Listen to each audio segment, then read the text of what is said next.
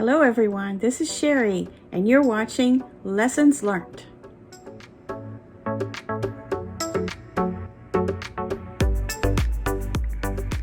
Okay, welcome back to one of my finishing videos. Today I'm going to square up the blocks to 12 inches. Let's see, 12 of the blocks. Square them to 12 inches. I have a small mat with me today, so it's a little unconventional the way that I'm going to square them up. Normally, you would put one corner on this diagonal 45 line and then the other corner, but I can't quite do that because my line doesn't extend long enough. So you would do that, and you'd cut two sides, rotate it, and cut it to exactly 12. But since I don't have that capability, I'm just going to take my squarest two sides to these corners, and I still can't even tell where my 12 inches is without lifting this up. But I'm going to do the best that I can to get this exactly 12.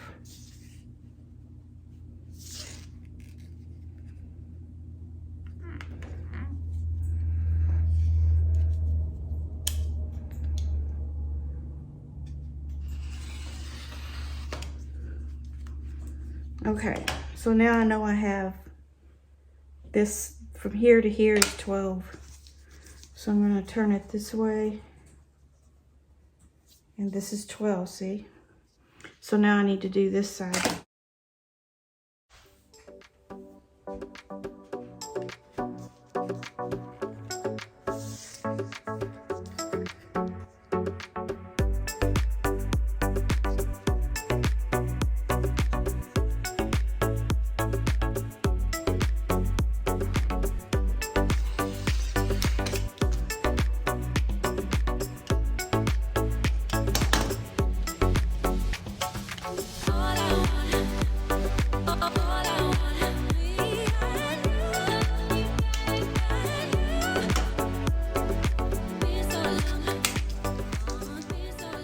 So now I can rotate it around a few more times just to make sure I've got it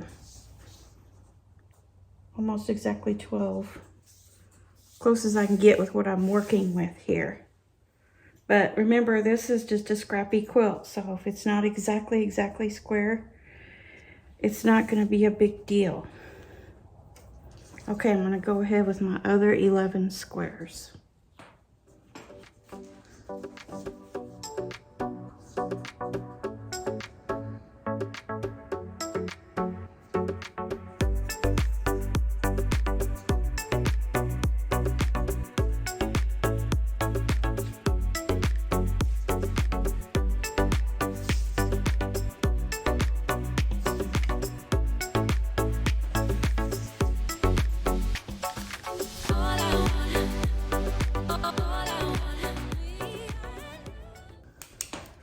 I'm just going to go ahead and make a mark on the outside of this. It's just too hard to get it without being able to see that, and just flipping it over is just not working. So I'm going to put two little marks here.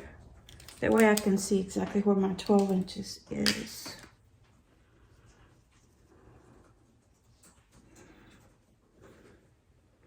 Line up these two.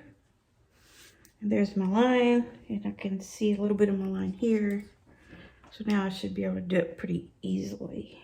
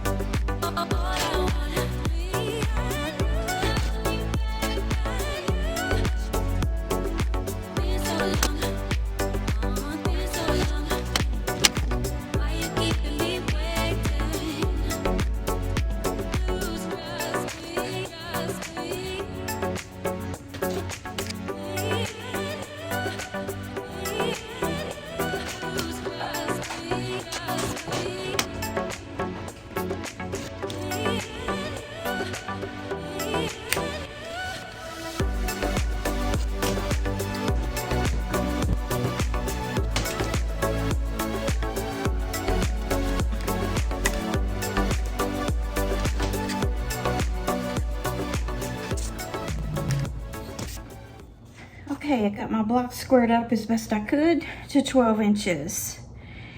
Now I'm going to talk to you a little bit about the math that I used to come up with how I'm going to finish this quilt. I basically had to decide what size do I want it to be when it's done, or thereabouts. Well, that's based on the batting that you get. Now, if you order or go buy batting by the yard, you know, you've got a lot more flexibility. But if you buy batting in a package, you're pretty much a slave to that size. So I decided that I wanted to make a 45 by 60. So I had to get this. It's called crib size 45 by 60. Why? Because we have 12 blocks, 3 rows across and 4 rows down. So that ended up being 36 by 48.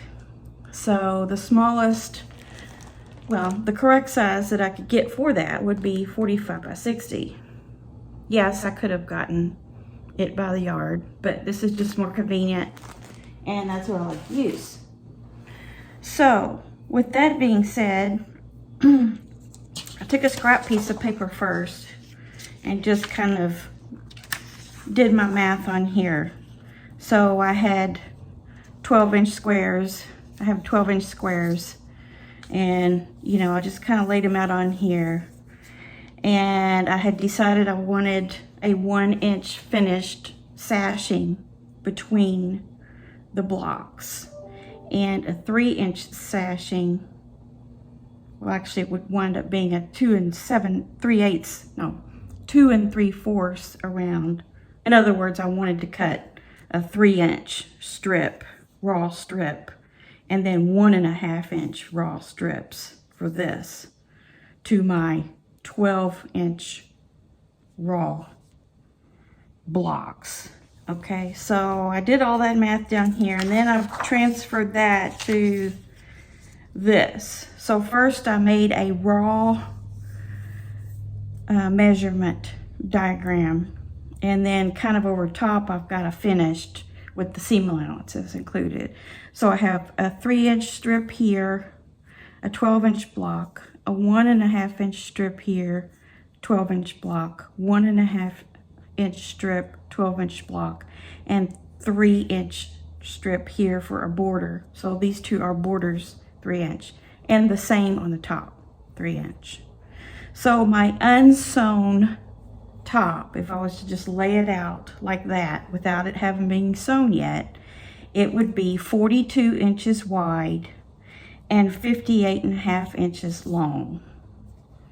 So then I had to go back through and take out my seam allowances from that. So that wound up being, and a 12-inch block would, with 2 1/4-inch seams on each side, would be 11.5. So each of these become 11.5.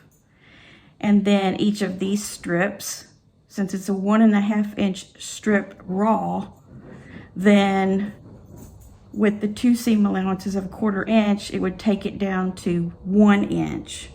So I added all of those seam allowances up as a whole, which meant for my width, that was 1.5 inches of seam allowances. Now you don't count the edges, just the inner border, inner seams that you're going to make. And you'll make them this way first in these strips. Then you'll put your strips together.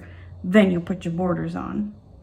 So my finished width of my top will be 40.5 inches by 56.5 inches long. Okay, so I have my 45 by 60 batting. It's not a whole lot of extra, but we're gonna make it work. Plus, my backing fabric here, I have 42-inch wide fabric, which is this that I showed you, the yardage I found at Joann's that goes with my cats. I got 2 yards of that. So in effect, I need a 42-inch wide, because that's what I'm limited to, the width of the fabric. by 62 inches, and that will give me, with my 65-inch batting, I'll have extra 1.5 on each end. It's not a lot, but we're gonna make it work. So why did I come to 62 inches? Well, I have 2 yards. That's 72 inches. I'm gonna cut 10 inches off of that backing. That's just what I decided to do. I think that's gonna give me plenty of backing. My batting will be just a little bit bigger than my backing, which is not usually what you would do. You'd want your backing to be a little bigger than your batting, but it's still quite a bit bigger than my actual top.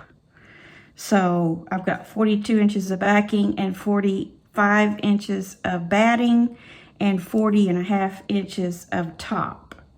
And then on this, I have 62 inches of backing, 65 inches of batting, and 56.5 inches of top.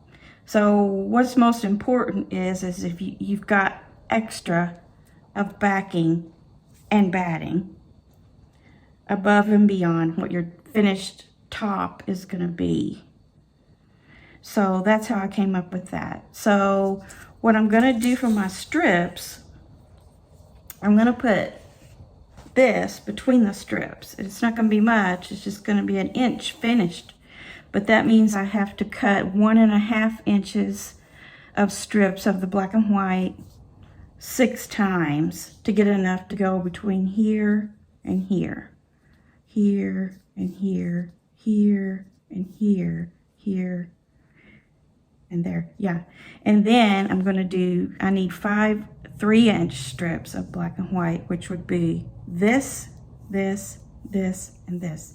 And I'm going to cut with the fabric, which is probably around 42 to 44.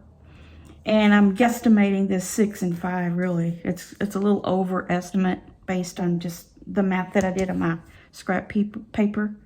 So I'm going to, when I open this up, and again, since I have this little bitty space to work in right now, this is my width of fabric here. It's doubled over. This is the width. Let me pull that back up. So this is width of fabric doubled over, okay? So what I'm gonna do is I'm gonna go ahead and double this over again, the width. Double the width over again. See? There's my selvages, my 2 selvages. I'm going to double this over again and try to get it straight all the way down. Lay this here on here, and I'm going to cut 1.5 inch strips. I'll probably put that over a little bit. I'm gonna have to use this folded edge and put that on my first line, or my second line actually. And there again, I can't see it. So I think I'm gonna go in maybe 1/2 inch or so. So I'm gonna get this line down here, this folded edge, as straight as I can on that line. Come over here to my first tick here on my edge and cut this extra off so I can have a real good, I don't know what's going on with my rotary cutter today, but it just does not want to cut. I just put a new blade in it, like not very long ago. Okay, so now I can just go 1.5, 1.5, 1.5. And I had planned on doing 6 of those. So I need to just go down through here 1.5. I'm gonna take this down to this 3/4 line here, so I can see this top edge.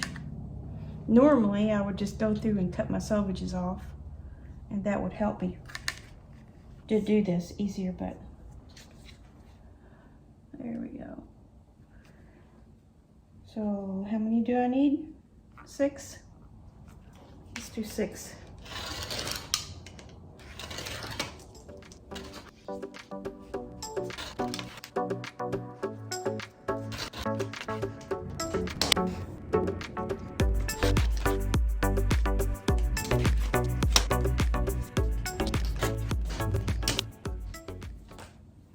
Okay, there's my 6 strips by width of fabric.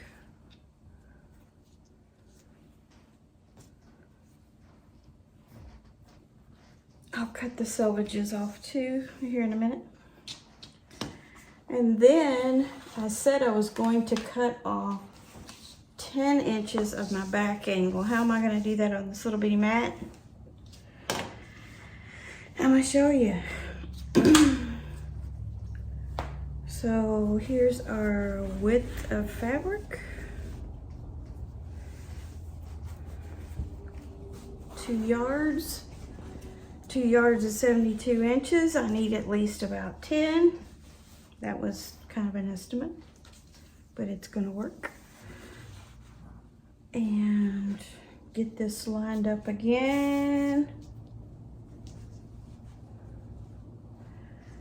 And I'm not gonna worry about this edge being super straight because I'm gonna wind up, you know, cutting the excess off when I get done with the actual quilting.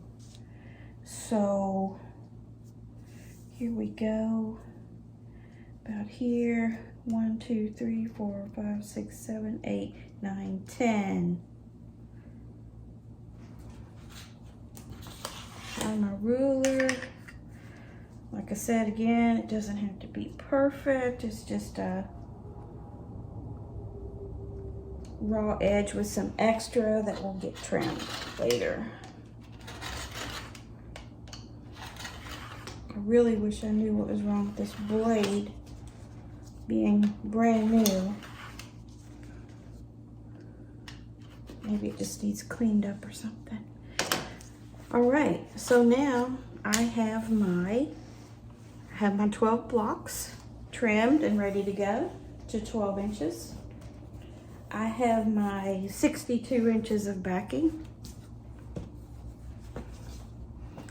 I have my 1.5 inch pieces. That would be called sashing between the blocks.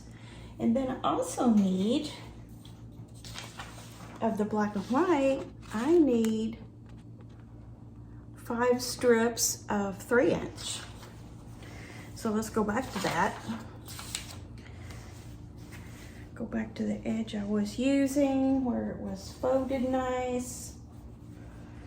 And I need to cut 6 3-inch ones.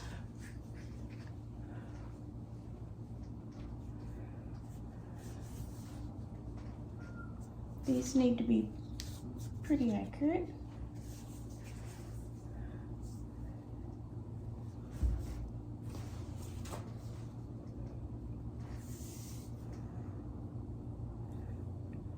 What they say in carpentry, check it twice, cut it once. Okay, 3 inches. I really wish I would have brought with me a bigger cutting mat. I'm actually in another state, so I try not to bring everything to sew with, but I needed some things to sew with. Okay, how many did I say? 5? 1.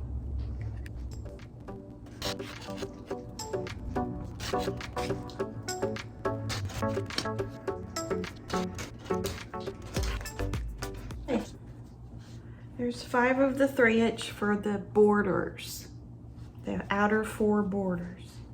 So I have all my materials together to be able to start assembling my final quilt top. Okay, in my last video, when we were doing blocks 11 and 12, I laid out all of my blocks on the floor. And I didn't really care for it when I went back to looking at how I had arranged them. It seemed like those big orange squares seemed to bunch up together a little more than I liked. So I'm putting them down on the floor again, and I think this is the best arrangement I can come up with, so that nothing alike is touching, and so that the cats are balanced 2 in a row, and then 1, 2 in a row, and then 1 for the 4 horizontal rows. So I'm going to take a black and white picture of this and put it on the screen for you so you can see the saturation of color and how it's balanced a little better. And hopefully that'll help you to see how to move the blocks around in such a way that it makes sense, even though there's no sense to a scrappy quilt. I'm also going to mark each row of 3 with a row 1, 1, 2, 3, row 2, 1, 2, 3, row 3, 1, 2, 3, and row 4, 1, 2, 3. I think I'm just going to make a little notation of that in pencil on the back of each one. And then after that, we'll start sewing. I think the next video will show the sewing going together, as well as the sandwiching of the quilt, the back, the batting, and the completed top with sashing and borders all finished. I'll show you how to put that together. I like to use adhesive as well as pins.